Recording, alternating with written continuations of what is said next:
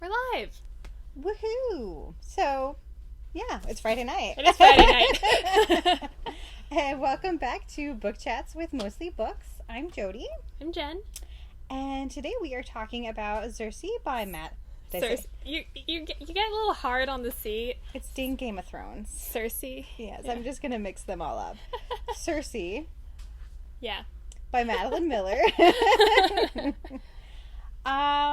Do you want to start by telling us a very brief synopsis because this is quite epic? That's a very appropriate word. So Circe is the infamous witch from the Odyssey who turns men to pigs, as she is right to do. But it's the story of her life, where we start when she is born and she is a child in Helios's hall. We get to meet her immortal siblings, and we follow her through the steps of her life, through the ups, the many downs, and everything in between. yeah. No, that was a perfect synopsis. I feel like otherwise it's going to be like, okay, so then we did this, and then this, and it's quite a lifetime. I mean, Yeah. she is thousands of years old. And I'm gonna get my classical text mixed up. We don't want that from our classical expert, so let's just skip over that. All right, well, what did you think of today's read? It's so good. Oh my gosh, I really like it. I read her other one too. Right, The Song of Achilles. Yeah, which I really like that one, but this is a different. This one's less of a love story, or if it's a love story, it's between Circe and herself. Sorry. Rather than, like, Song of Achilles is very focused on the romance, and this one it's more about Circe and, like, her finding herself. This was definitely a finding yourself. Yeah. And your place in the world, I guess. Mm-hmm. And everything in between that. Yep. Yeah. Yeah. So you were saying you liked this one. It was so good. It was so well done. Yeah. What'd you think?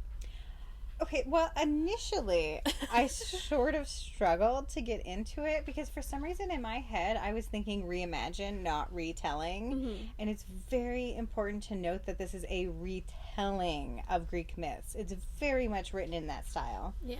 Once I got over that little hiccup, I really liked it. I thought she was a very interesting character to follow. And even though at times I was very upset with her, you know, in the end, I really ended up liking her as a character overall. So it was a really good read. It was a really great experience, I guess. She makes choices. She makes some choices. Like the Glaucus and Scylla incident. I'm like, oh, girl. That's like, I know why you're doing it. I know why you feel like you have to do it, but this isn't going to go well. When she was so young with that. I mean, that really was the starting of her maybe jadedness, I guess. Well, Scylla's like her first. That's like her problem that like haunts her throughout her life and throughout this book. Well, and I was actually even meaning of Glaucus, who she, you know, fell in love with. I mean, really, that's where everything started. So before we go too far into things, do you want to talk about any other specific characters that you loved, hated, or anything else? It does have some of my favorites in here. Like, I really like Medea, who... I like Medea as well. Who's, like, up there with, like, most famous Greek murderesses Villainesses. of Greek mythology. But, like... Yeah, if you understood her plight. Well, it's just, like... Jason's a jerk.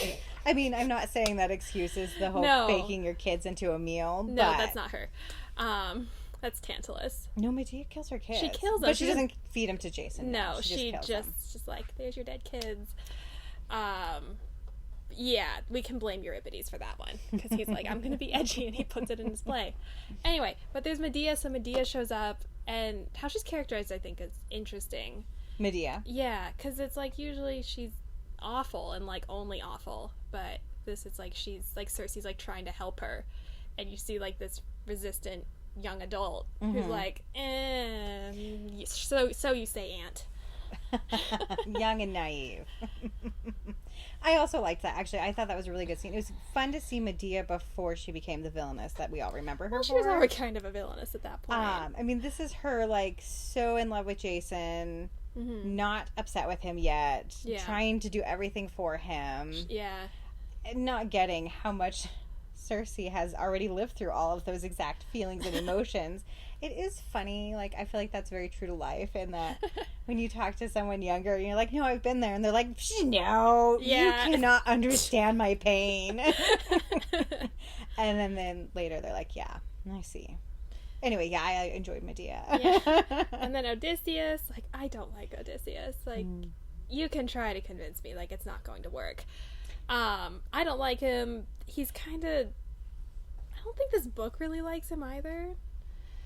Or it's like, very much like he's not this necessarily this great hero. But, like, he's very flawed. It very much humanized him, I thought, as well. I thought Madeline Miller did a fabulous job of showing all of the flaws and grayness and humanity of all these characters. Mm-hmm. Like, nobody was what you thought they were necessarily in their Greek myth. Yeah. And then I really liked Penelope. I like Penelope in the Odyssey, too. Yeah. But I like the ending we get for her, specifically. Yeah, I agree. I thought that was the best way to end this. Because I kind of at one point was like, how is this going to end? Like, how do you end the story of a god's life? They just go on. Like, it seems, I mean, they're immortal. It's endless. Yeah. I was trying to think if there's any other. I liked also, is it Prometheus? Prometheus? Is that the dad of the son that flies too high? Icarus? Yeah. Daedalus. Daedalus. I liked Daedalus. I thought that was a fun... I was like, describe the character. I know. I was like, I have to get there. I will be the word bank. I so appreciate that. I liked Daedalus in this as well, and I thought that their relationship at that short span of time was interesting. Yeah, because they both seem to, like, respect each other and, like, want each other to be happy, and, like, it seems like, oh, this actually seems like it's approaching healthy. I, too, thought that and was really rooting for this, and then it didn't end up that way, but... It didn't. But, you know. What did you think of Hermione's? Not Hermione's. Hermes. Hermes? Oh, I was like, Hermione is a Greek character, but I don't think she shows up here. In this book. No, Hermes, the messenger god. He's always interesting, isn't he? Because he can always come and go, and like they have this thing, but it's more like transactional than any kind of emotional investment. So it's like, okay, but like if you both know that, yeah, I guess it's cool. It was a deal they worked out, and it worked for the most part. Although he was kind of a punk when he like didn't come for a long while. Yeah, it's like spitefully not. That's coming. like the whole. That's like power always comes up in this book. Yes, like that God's was power, her very power as a much witch, a theme, and like she can't leave her island, but he can come and go as he pleases. Like, that's a whole thing. Yeah. Oh, I mean, yeah, absolutely. You know, I wasn't as a god that I really have not followed, I mean, other than knowing he's the messenger god, it was interesting to see him, too. I felt like, Madeline Miller brought to life a lot of characters that you see for the split second, but you don't know more about them. And I really liked how she played out all the mythologies and wove them all together, I guess, into the story. Yeah. Because another thing was, like, what I remembered about Circe's story was not very long, and this was pretty long. Yeah. Well, it's because there's, like, multiple sources. So, like, Circe in the Odyssey, there's Circe in Ovid's Metamorphosis, so there's, like, Greek and Roman stuff. I thought that was really cool how she pulled all of those stories and made her life.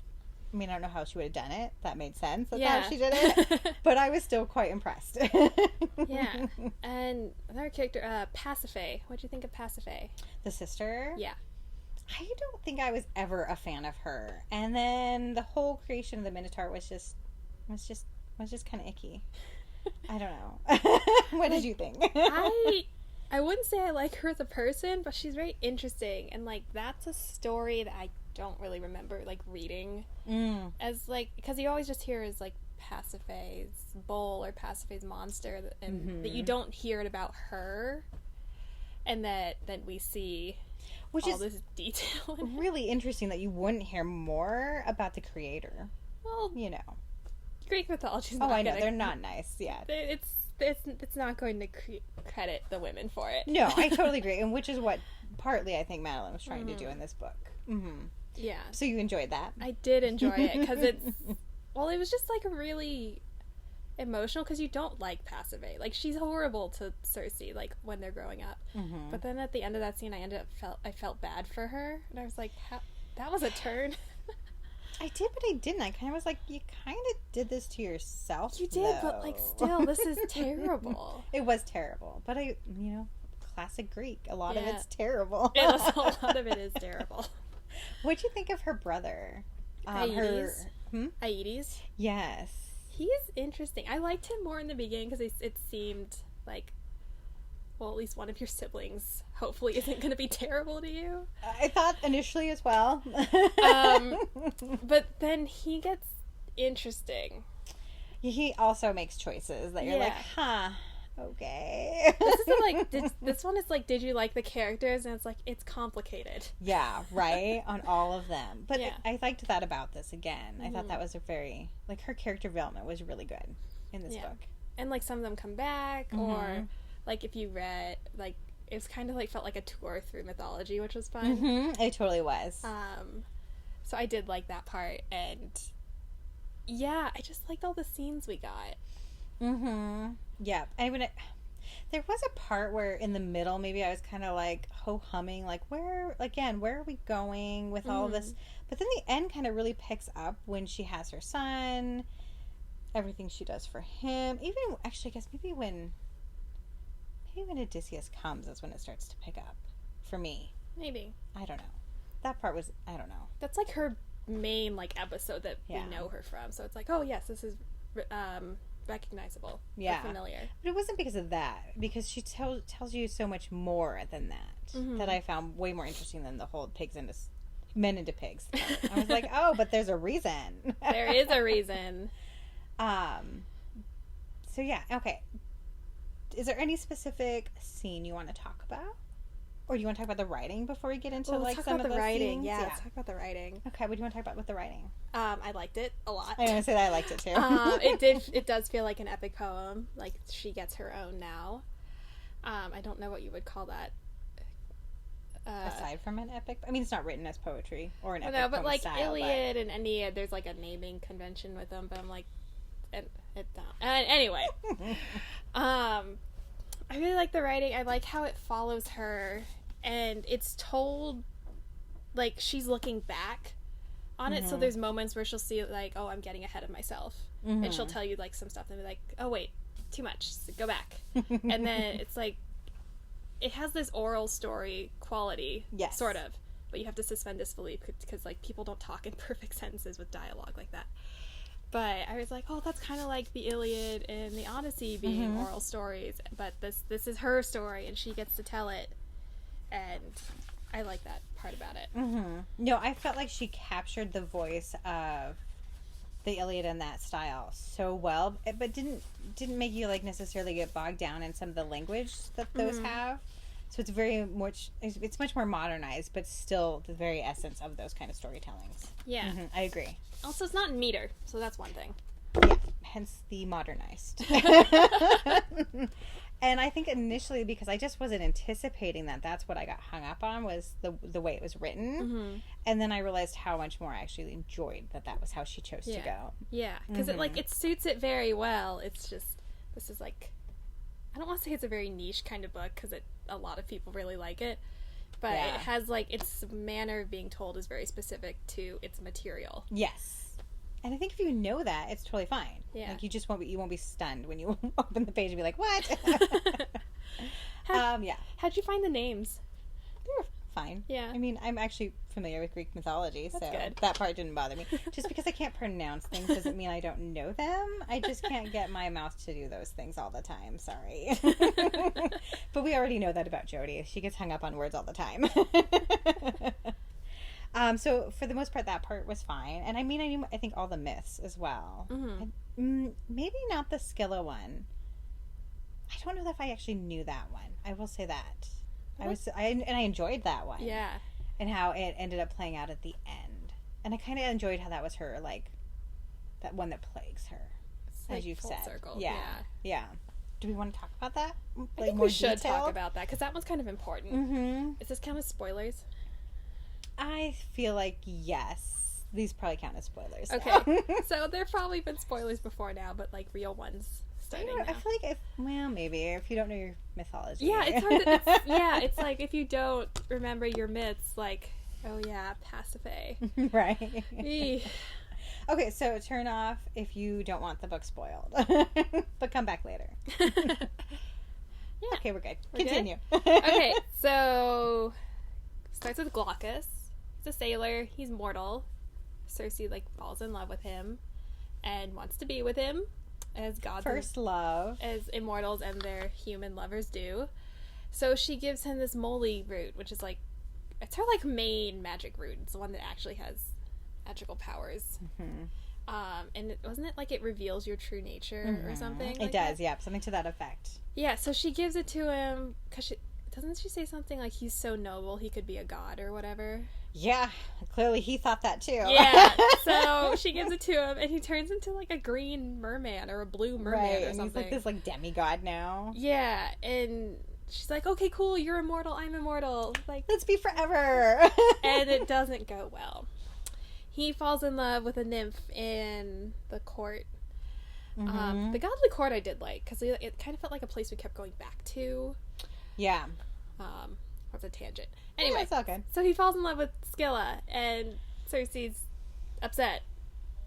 Upset. I mean, I did this for you, and you're not with me. You're with her. But he gets very like caught up in the court life, and he's just kind of obnoxious about it. Well, and he like everybody is so enamored with him that he's this new god. He's like a novelty. He's such a novelty, and so he's totally loving the attention, as you said. Okay.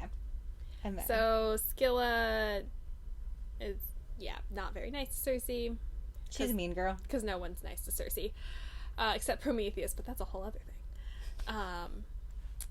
And so then Scylla has like her pool that she bathes in. So Circe like pours the root like into the pool because it's like, how else am I going to get you to ingest it? And that turns Scylla into the monster that we know her from in the myth. From her, usually. Do you want to describe the monster? She's like this giant serpenty thing. She has like tentacles for legs. She has like dogs coming out of her waist. She has like a bunch of heads that eat sailors. I mean, she's quite the monster. Yeah, well, it's like Scylla and Charybdis. It's like, that's the rock and the hard place. Quite literally. Quite literally. Yeah. So needless to say, she runs off to the sea. She goes to hide, and she goes and hides in a cave, and is like humiliated and angry and ravenous the rest of her life. Yeah, which rightly so in some ways. I mean, could you imagine? I mean, I guess, but like no one deserves that. No one deserves that. I think that was why this plagues Circe so much, because I think she realized in her naivety of doing this how much her power, how big her power of magic is, and maybe she took it a step too far. Yeah. She learns a little more self-control, I think, at this stage. I should talk about like how she is a witch and that isn't normal. Yeah. Well, she's like the first witch of the Western literature too. Yeah. Which is cool. So what'd you think of that? I like her. I know, I mean too. But I thought it was interesting how it's like positioned, like her power is positioned relative to godly power. And then like the gods are afraid of her power, but it's also less than theirs. I know, which was so interesting too, because they were like really afraid of her power. She was that person you just didn't talk about. or you talked about that you banished to an island and never let them leave. Yeah. What did you think of that as her punishment, I guess? I don't know. I mean, it was that or death. Yeah. Right? Those were the options that were given by, was it Zeus? No. Which god declared? Do you remember which one was like, you can either do this or this? Might have been Zeus. Okay. But it might have been Zeus. Might have also been her father. I was thinking maybe it's her father decided that. Helios. But maybe Helios went to Zeus, and then Zeus said, well, because Helios doesn't believe her at first, because when she's like, I did this thing to Scylla, like, it was me, I did it, and he's like, okay. And he doesn't really believe her. Sure, honey. That was the attitude. So yeah, anyway, she becomes a really cool witch. Like, she just, like, hones her craft even more so in banishment. Okay, do we want to finish the Scylla thing, though, at the end? Oh, yeah, we can finish the Scylla thing. You kind of got distracted. I did get distracted. So, lots and lots of time passes. A whole book passes. A whole book. Thousands of years. And then Circe goes on this voyage with Telemachus, and she goes to Scylla, and she gives her this potion that turns Scylla to stone. So that kind of ended the suffering. Yeah, because there's no way to turn Scylla back. I think she actually tried that already. And there's no way to undo it or to, like, take it back. So she just has to, like, go forward and do something different. I thought that was a really cool scene at the end. Like, I thought that whole part was really well written. Yeah. You totally felt like you were there in the battle and trying to, get it all handled. I thought that in another scene as well. When she was going down into the way, way depths. Oh, yeah. Do you want to tell us about that one? No, because I don't remember the names. She's going down into the ocean to get Trigon's tail. So that she can make the potion to save her son when he goes on to the main world, when she finally lets him leave the island to meet his dad, Odysseus.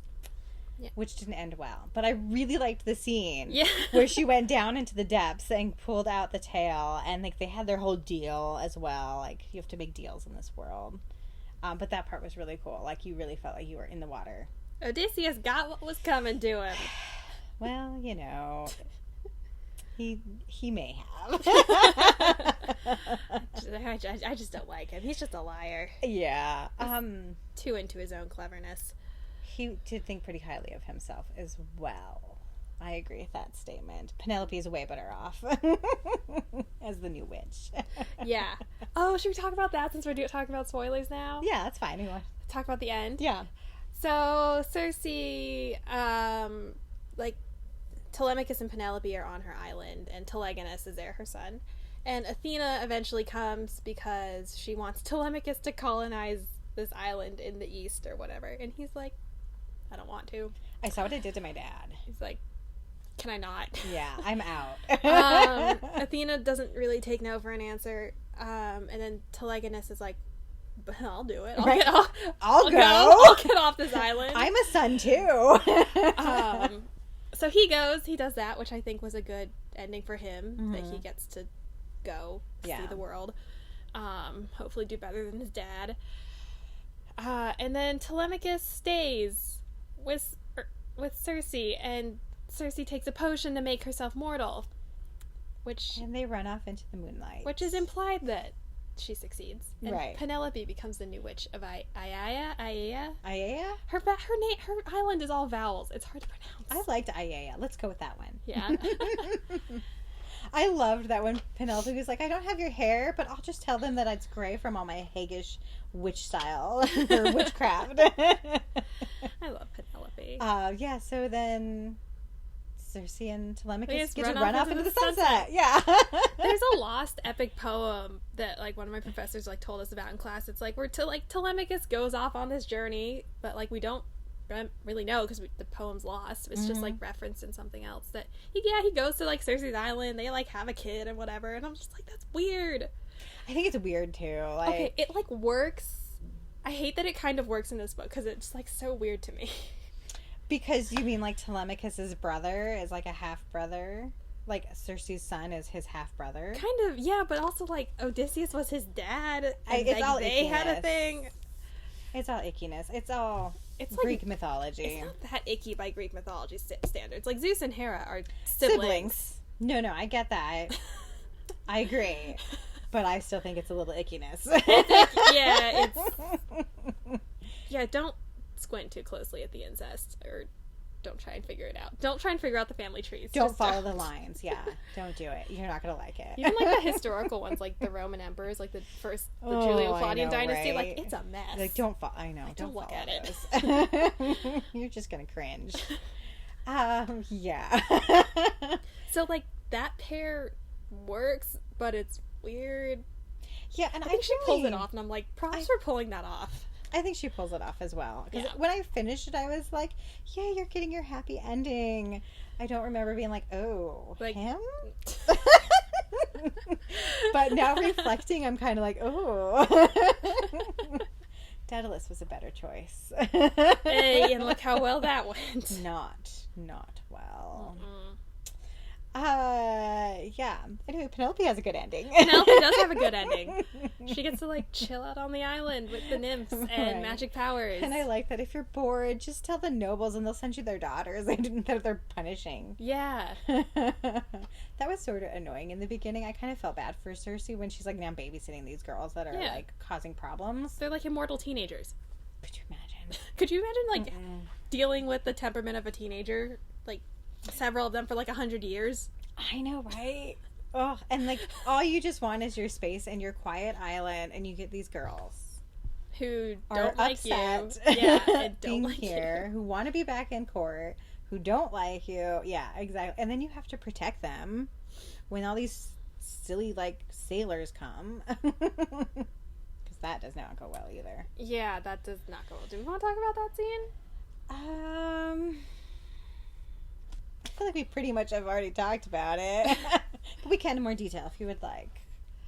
Oh, I'm asking. Oh. Well, I guess we can. I kind of feel like now we have to. Okay. We've already discussed. Well, it, like, contextualizes, justifies, like, why Circe turns men into pigs. I think it contextualizes why she did it. Yeah. I felt like it was justified, but I'm not sure that everyone will feel that way.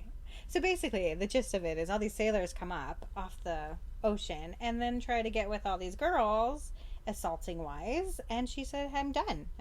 We're Well, they rape her. Yeah. I was just not using those words. Oh, I was like, wait, are we talking about the same scene? I'm just soft coding it. Oh. There's nothing soft about this book. No.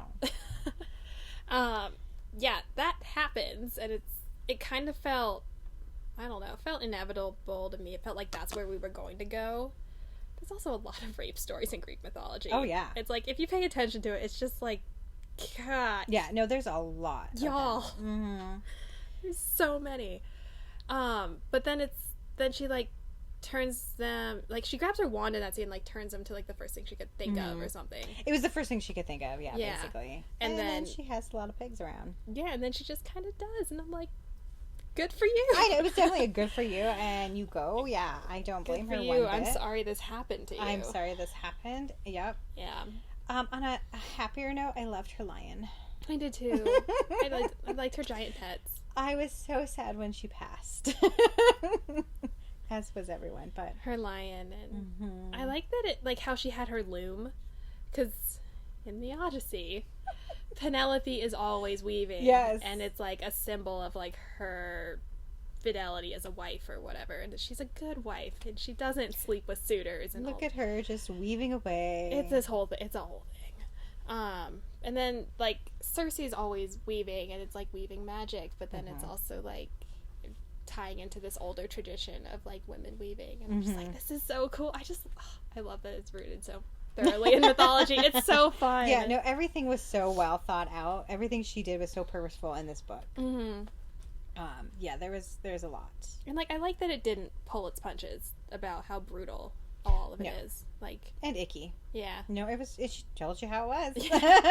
It was really good. It wouldn't have worked otherwise, I think, if it had been soft and gentle, because, like, there's so much of it that isn't, and, like, your source material isn't soft and gentle. No, I totally agree. I softened it because that's just me. But I agree. I don't think it would have read as well. It wouldn't have felt as authentic to the Greek mythology that I think that she was striving for. If she softened it, it would have been weird. It would have been a reimagined and not a retelling. Yeah, because even, like, Greek myths and, like, how they get translated and whatever, like, stuff falls between the cracks. Like, if you're not particularly looking for it, you might miss it. So, and it doesn't let you miss those things. Yeah. Nope, it tells you exactly what happens. I agree. I feel like there's one other story I wanted to talk about. Oh, maybe it's more about her witchcraft, but maybe we've already covered enough of that. Like, just, her practicing just honing it in. I think that was pretty much, I mean... I did like that, where she's, like, experimenting with all the herbs and, like, what does this do? Like... Because when you think about it, what would you do to pass the time when you're banished to an island? Like, why not do this? Yeah. I was trying to figure out what I would do during that. If you didn't have your books, it would be a really long time. Did you want to talk about her son at all? Telegonus? I was not a huge fan of Telegonus myself. I found him kind of... A brat? Totally a brat. I was going to say so spoiled. Yeah. And do you love that it's Telegonus and Telemachus? Yes! I'm like, oh my gosh, girls. Did you, know that you named your sons this? Doesn't it have his name meaning in there? Oh, it might. Like, in the back, you mean? Or no, what are you in the story, she names him... For some specific... Yeah, probably. I'm sure there's a reason. I just thought it was a little... You want me to remember details? Got nothing. I just thought it was a little tongue-tied with the kids. Yeah. There's also, they're half-brothers. I know, but then that's why you name them something else, I guess. So, yeah. Anything else you are just itching? Like, any scenes you want to chat about? Not really, because I don't know. I think we covered the ones I do like and that are important, but I like this whole book, so right. And I liked it as a very feminist approach to all the Greek mythologies too. It was very pro women in this, which was great because, like you said, they didn't really have that in the originals. They get very typecasted in the originals, so it's either you get the virginal waif who's holy and pious and all these things, or you get the faithful wife, or you get the mistress, or who's the bad wife. But every woman who has magic is kind of bad.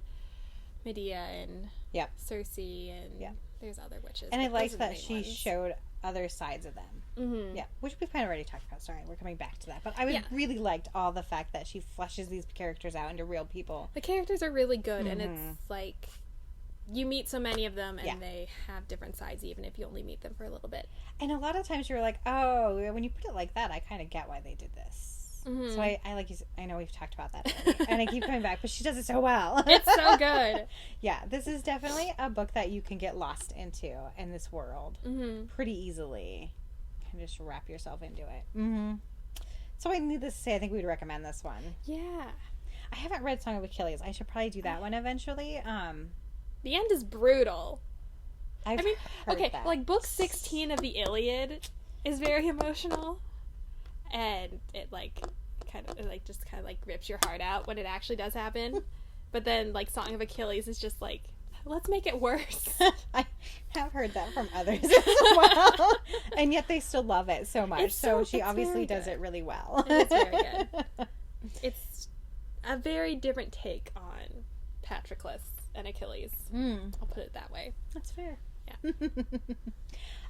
What are we reading next week that we don't have to show you all? Sorry. We are reading Dreadful Young Ladies and Other Stories by Kelly Barnhill.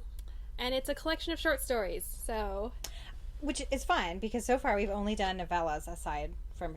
our short stories have only been novella short stories, so it'll be kind of fun to do a collection. Yeah.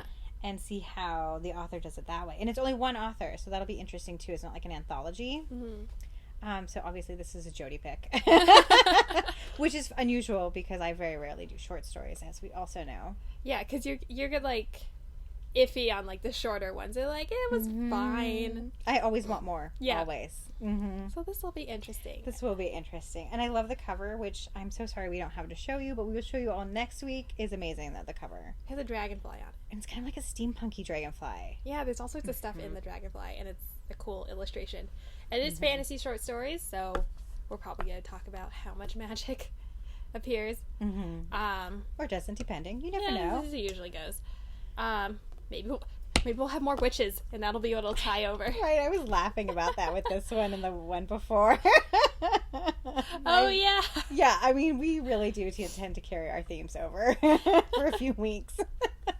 So, yes, if you would like to read the Dreadful Young Ladies and Other Stories before we chat and spoil them, because those will really get spoiled really quickly. So, if you'd like to not have that happen, give us a call and we can get you a book, or you can order on our website. Or you can do Libro FM if you prefer your audiobooks. So, yeah, and I think that's it. So, we'll see y'all next week.